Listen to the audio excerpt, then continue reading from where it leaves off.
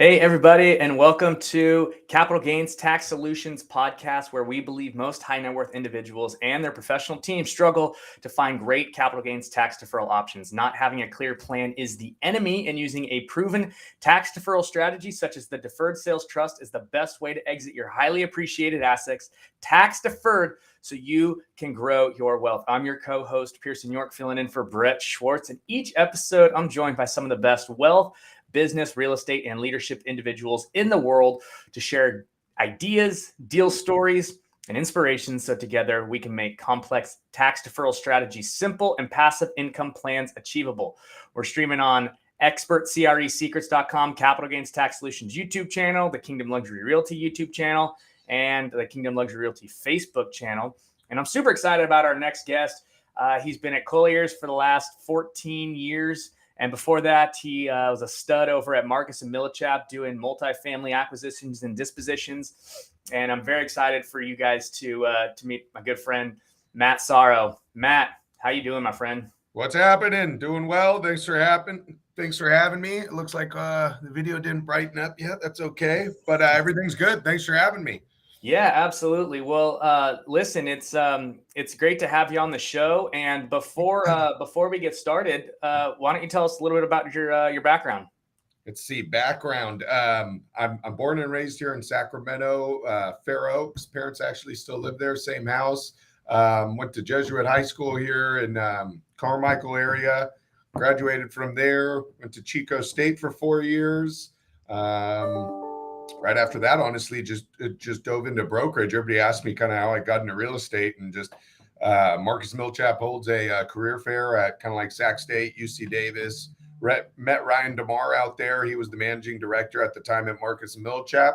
Kind of just led me into the industry, and was over there for a couple of years, and then kind of jumped ship and was over here at Colliers. I was focusing at the time in kind of the Central Valley, Lodi, all the way to Stockton, Modesto. Was kind of getting sick of doing the drive out to the kind of Central Valley, and wanted to focus here in Sacramento. So they had an opening here at Colliers to join a multifamily team, and just jumped over here in 2014, and just never looked back. Just still focus here on investment real estate and mainly apartment buildings. Awesome. So straight up, just career fared into multifamily real estate. You know what I wanted to do? I was a finance guy. You're doing stuff in class like accounting or whatnot. And I remember I kind of narrowed it down to, it was Franklin Templeton at the time and Marcus and Millichap. Did both interviews, and just pretty quick, I was like, I think I just want to go to the real estate. I mean, everybody I knew kind of in town, a lot of people were doing like residential. I had a good friend, Chris Lemon. He's at Cornish and Carey. He's actually the managing director. And he's like, you know what? It's a pretty good niche. I think you should jump in the apartments. And I always listened to that guy and just kind of jumped right into it. Awesome. So, I believe that everyone has a certain set of strengths or spiritual gifts, superpowers, whatever you want to call them. So what are one or two spiritual gifts or superpowers that you have that have let you be successful as you are? I don't know about any superpowers. Let's see, spiritual gifts. I've always been a math guy, so I enjoy kind of the investment real estate side, because you can look at a rent roll and pretty quickly just by doing a quick just simple addition, just seeing like where a cap rate would be or if a deal looks good. I mean, so on my side, always been really math oriented, and then I guess I'm just good with people. I generally enjoy meeting people. And then in commercial real estate, it's so funny. People always ask like, who are these buyers? Who are these sellers? And it's literally anybody and in between. I meet mom and pops just at their house or at a coffee shop, or I meet a bunch of contractors where they're working on site. And then you have the kind of REITs or institutional guys who are just like us. I mean, they're hired to do that job. So just being able to connect with people, because there's all different shapes and sizes in this business. Yeah. So sounds like your network and just your ability to analyze a deal is. Which everybody can do. I mean, nothing special, but it's just, I just generally enjoy it. It's fun looking at a deal and seeing what makes money, what doesn't, what you can do to improve the income. Do you mainly do the capital gain solutions, or do you invest in multifamily or real estate at all? Yeah. So we right now I'm connected up with an investment firm, and we do a lot of stuff out of Cleveland. So that's kind of like my real estate investing side. And then I also am a luxury realtor out here in Newport Beach. Oh, And cool. so, yeah, so I leverage the Deferred Sales Trust in order to kind of secure listings and stuff, and set myself up above and beyond some of these other realtors who don't know what they're doing. Right. No, it's good because I'm sure Yeah. a lot of guys who own homes out there, they're it's kind of like generational wealth, right? So they don't want to sell a home, and then once you give them an option like this, it's kind of like, hey, I can get out of the rental business, start renting to guys like you and I, and roll into something. Yeah, definitely. I mean, it's a totally interesting strategy, and we'll definitely dive into it. But I did want to ask you before that, what's like the number one secret to being successful multifamily broker? So honestly, what they going back to, like you said, just jumped out of college, right into Marcus Millichap. They had always taught, they had a really good trading program, and I always advise people getting in the business, if they're going to do investment brokerage, Marcus Millichap's a great way to start. I think the secret, just kind of investment sales 101, is just building a good database. So not spreading yourself too thin. Just picking an area. So Sacramento County, I know you guys do a lot in El Dorado County. So picking a market, say downtown Sacramento. You say, hey, downtown Sacramento, I want to focus on 5 units and above. So just staying in that realm, say call it a 500, 1,000, maybe even 2,000 contacts, and just sticking with it. I mean, a lot of people, it's so easy to get distracted in real estate. Like you said, you do residential, or I'm sure some multifamily as well. But some people get pulled from every direction. They're like, hey, man, I have a gas station. Can you help me sell it? I have this. It's like you almost want to stay in your lane and stay in your focus, and stick to that 1,000 or 2,000 contacts, and just constantly getting in contact with them, and wanting to get in front of them. So we mainly, make a lot of phone calls to that target market, and it's just introducing yourself and wanting to get in front of them. I notice on kind of the smaller size, you get a lot more mom and pops. You get like 3 reactions. They really want to talk to you and get information from you. They just say, hey, F off, and hang up the phone. Or they just say, they're polite and I'm not interested, but follow up. So it's just staying in contact with those same people over and over and over, and you start kind of seeing results. So it really is just consistency and picking a market and not getting distracted with the shiny objects. Exactly. And just not getting discouraged. I mean, there's so many people. It's funny. I'll call someone and they're just rude as hell, and then I'll talk to them the next year, and they're the nicest person I've ever talked to. So it's not getting discouraged by all the hangups and stuff like that, and sticking with it. I think after they see your name, we used to joke about this in our old like boiler room days of just making a ton of calls. Some of them start becoming kind of your friend. You'll want to get through a bunch of calls, and you're on the call for 45 minutes talking about God knows what. Yeah. So these guys, they're just, sometimes they're older, sometimes they're young, sometimes they're bored, sometimes they're busy. It's just you become kind of friends with them, and that's the whole goal, just getting some FaceTime.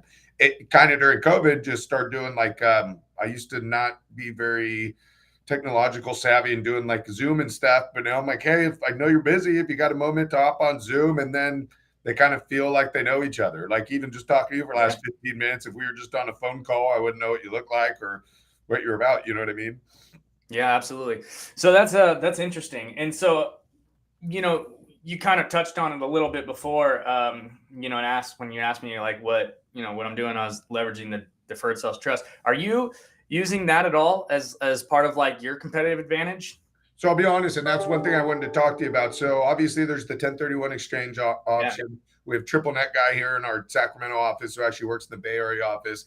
And then Kingsbarn has reached out to me in the past. They're another DST. But from my understanding, your Delaware statutory trust is much different from your Deferred Sales Trust. What is the major difference between the two? Yeah. So are you aware of who Kingsbarn is? No. So Kingsbarn is just a company I believe they're out of Summerlin. They've reached out. Yep, exactly. And they'll reach out and say, hey, okay, if you have, your client selling a building, let's say, for example, $3 million, they're coming out with $1.5 million equity. Well, they'll go take that $1.5 million equity, put it into, say, one of their funds that they guarantee 6%. And they're buying, there's a medical portfolio, there's an apartment portfolio. Let's just say the apartment portfolio, they're buying 400 units in Nashville, Tennessee, brand new building.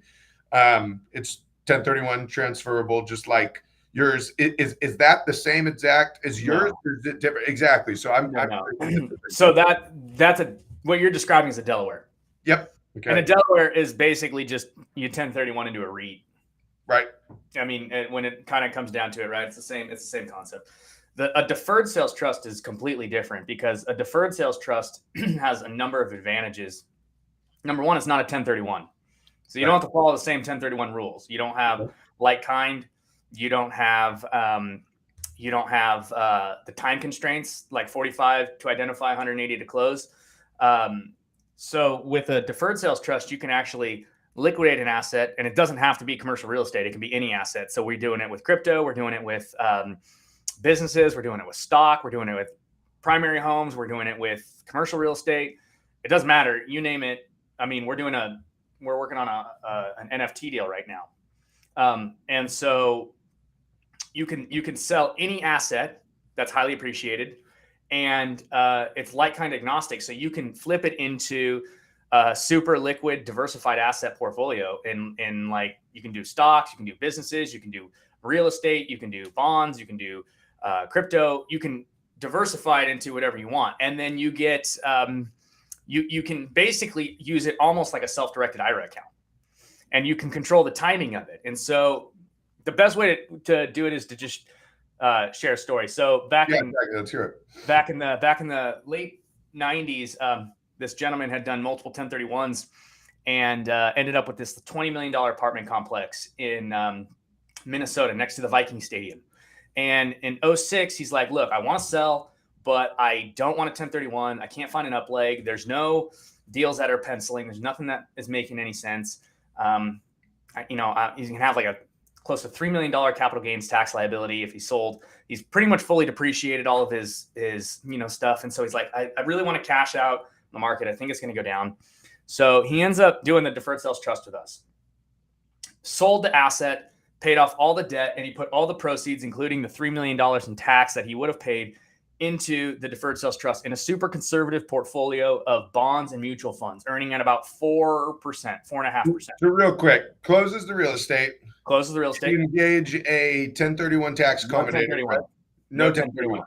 Okay, so there's nothing to do with 1031. Got it. It's a completely different section of the IRS code. You get the money, you close it, you pay your debt, goes into your bank account. Tax season comes around, you got Uncle Sam knocking on your door. We go into the DST. So pause. So before the, and here's the key of this whole thing. Before you close the property, you interject an unrelated third-party trustee. Okay. And it's almost like a QI. So like 1031s, right? You sell the asset, right? And the funds go to a QI for 45 days or 180 days, for however long it takes you to find your deal. And then they basically fund the deal. You've never taken constructive receipt. That's the key here. So you take off your ownership hat and you put on your lendership hat. And so now you are a lender. You're the bank. The trust turns around and writes you a note. Okay. And they will basically say, okay, hey, we're going to owe you $5 million, right? Whatever you sold the asset for, we're going to owe you $5 million.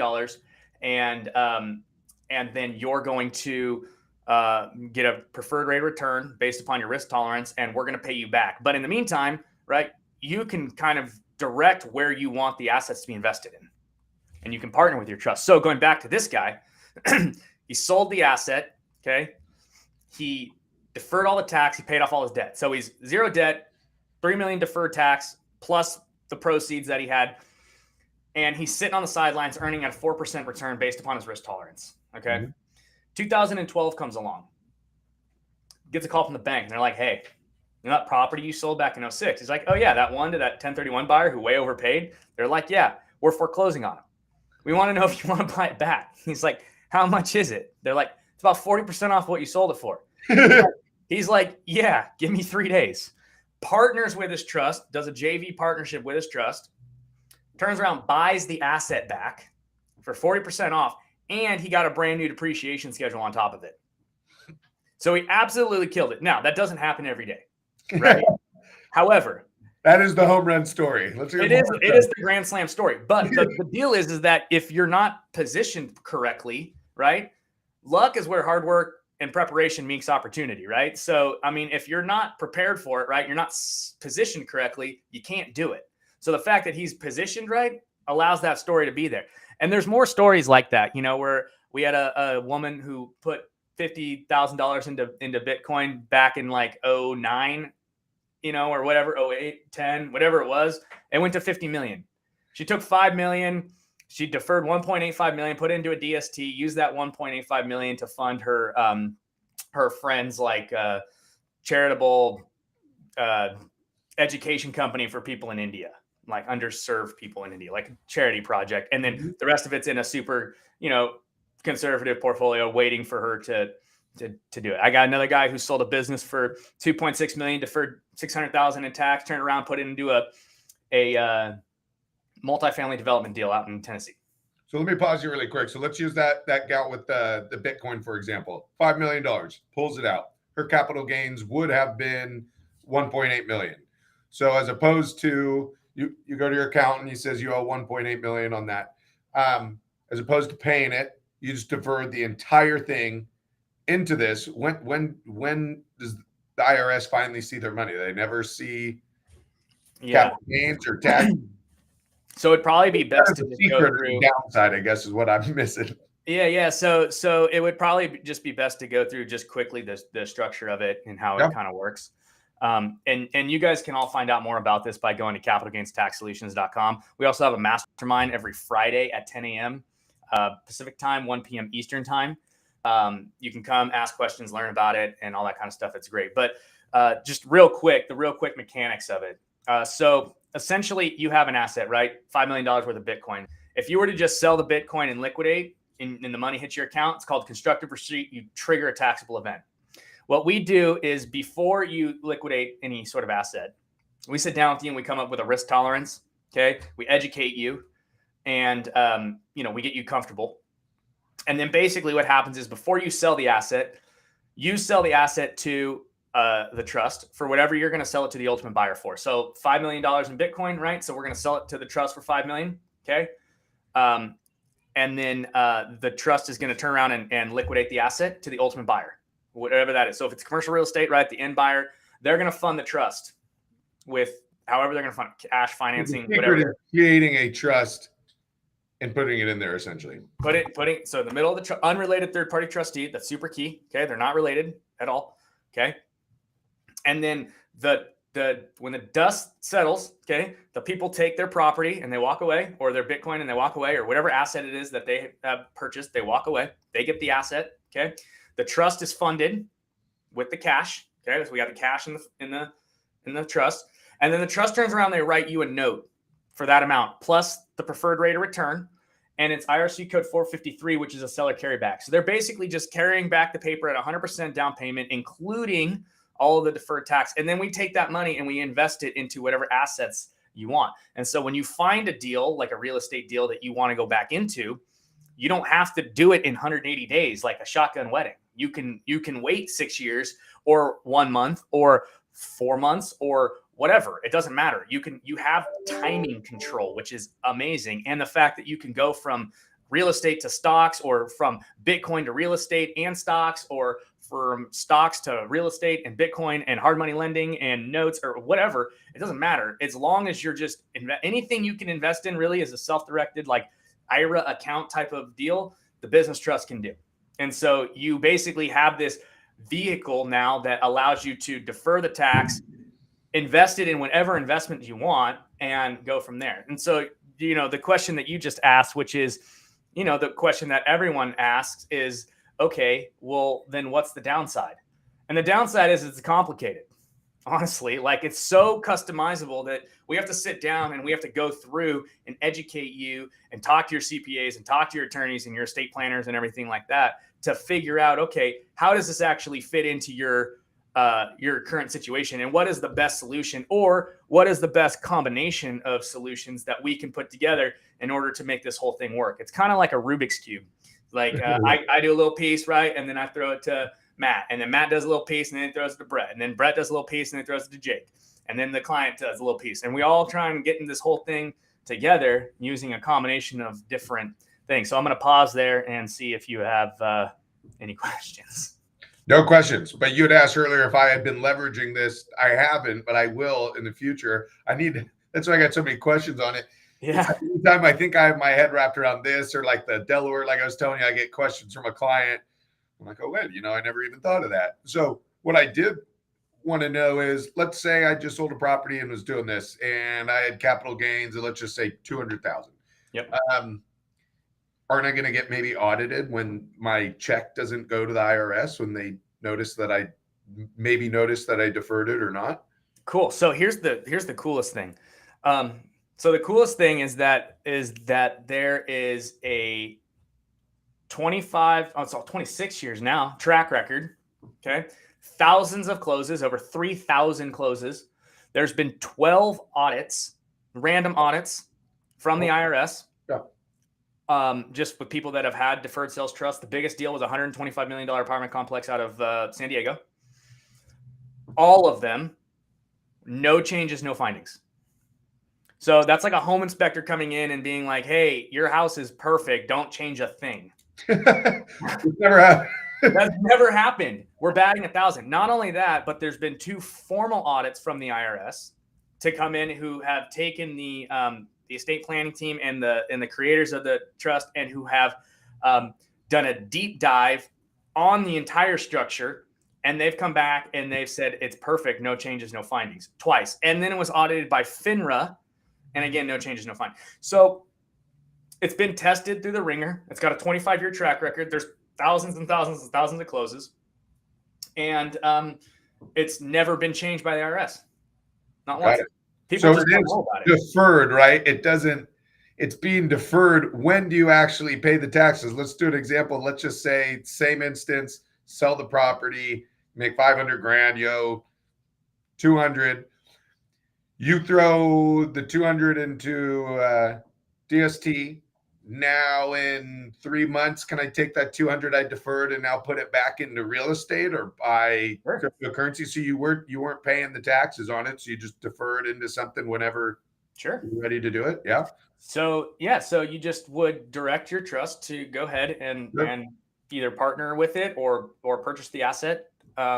And there's a whole bunch of different ways to structure it based upon your unique situation. So if you're interested in that, you definitely want to come to Capital Gains Tax Solutions and kind of get a little bit of a better idea about that. But most of the notes are structured at a preferred rate of return of around 6 to 8%, and they're 10-year notes. And at the end of it, you can just renew the note. So most people like to pay the tax as the 12th and never, and they just continue to defer it. Not only that, but when you pass, the trust can actually just be transferred to your children. And what's even cooler is that not only can it transfer to your children, but the assets are actually outside of the taxable estate.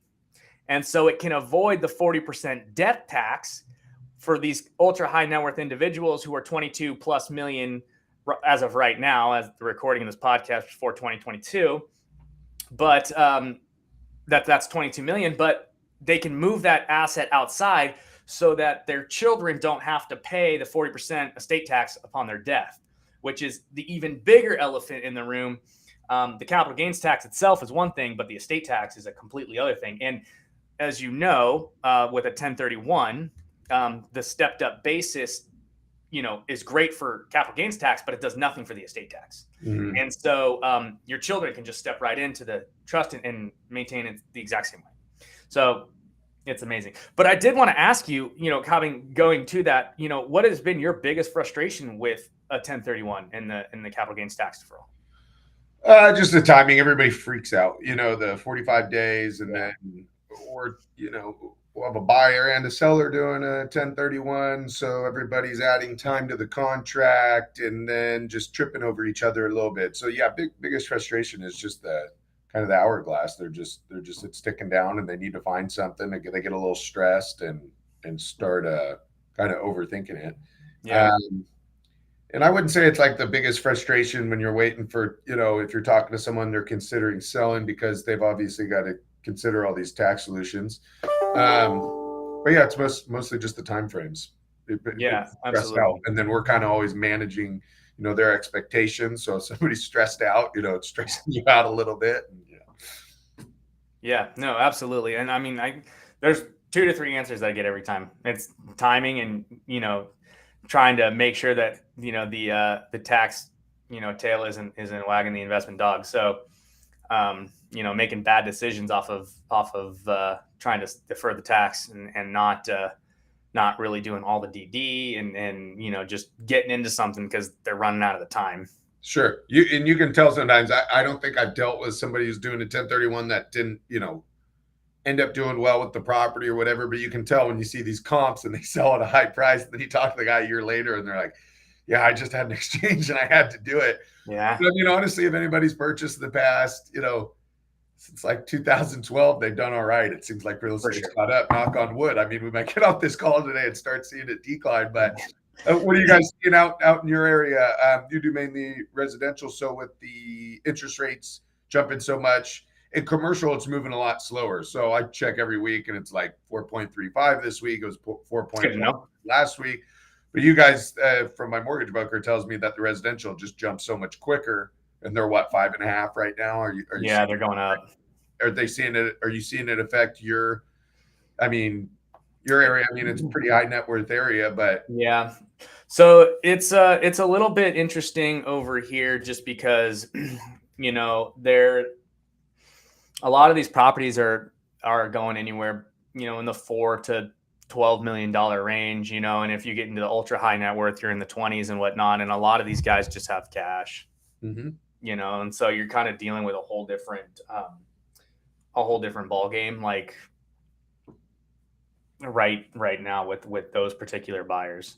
One of those guys on the TV show. Do you run into the Altman brothers or whatever? You know what? I did run into some people from the Oppenheim group, the Selling Sunset. But people, please understand that selling real estate is nothing like Selling Sunset. That's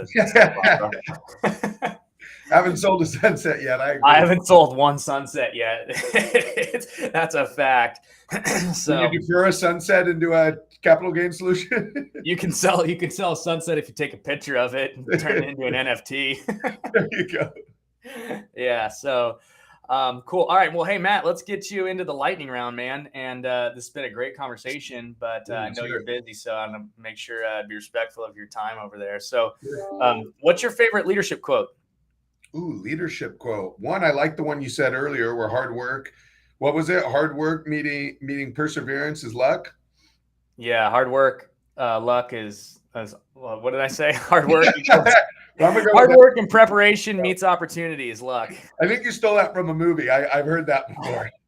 Coach, my coach in Granite Bay had that written on the wall in our weightlifting room.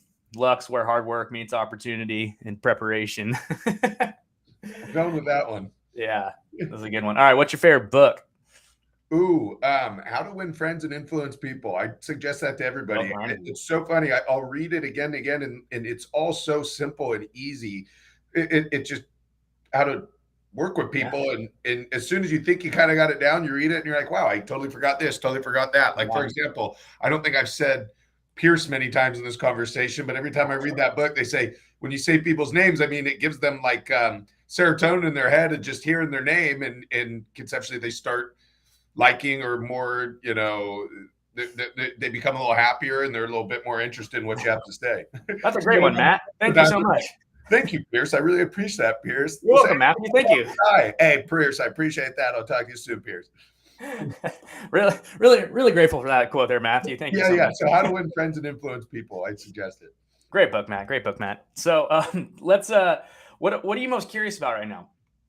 As far as what you guys have to offer, or just investing side, or what? In general. Honestly, I've been just trying to, I do a lot of these little multifamily deals, and I've been trying to invest in them myself. After just having a couple successful years, I let kind of some money sit in the bank and just kind of watch the market.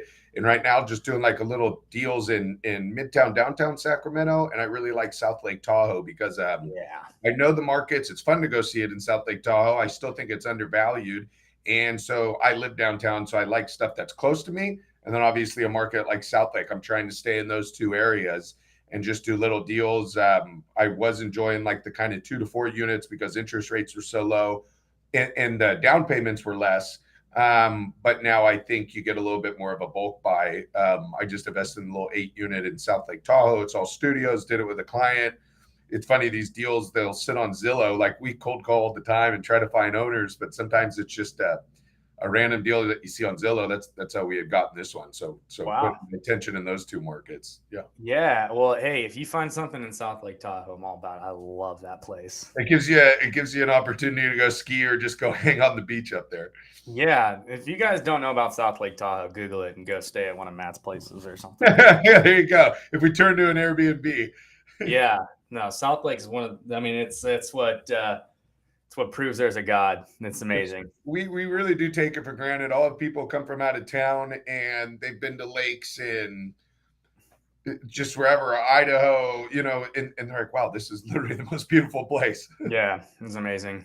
In fact, what you said earlier that you were investing in Cleveland, is it Ohio? And why out there? My cousin just moved there to work for McCarthy Construction. Yeah. And I'll see stuff again on Zillow for like $50,000 a unit. And I'm kind of scratching my head like, hey, what's the deal here? I know the rents are lower, obviously, but are you guys having some success out there? And is it multifamily or? Yeah, it's a good cash flowing market, and it depends on the deal, of course. A couple different multifamilies. We're actually buying one right now in New Orleans. That's a duplex that we're going to turn into a functional fourplex and rent out to some traveling nurses and try and figure out the Airbnb. They're starting to crack down a little bit on the short-term rentals like everywhere else around in the world. But the property values are $100,000, like $200,000, to pick up some properties. And if you do, you can cash flow, pretty nice on a property. You can fix and flip them. There's just a lot of exit strategies out there and it's low. So you can, your dollars will go a lot further, multiple, and your percentages are about, the 30, 40, 50%. So you buy a property for $50,000, you put 50 into it, and then you sell it for 150. Like, your risk and your reward is pretty good out there. We're definitely trying to expand out into other markets as well.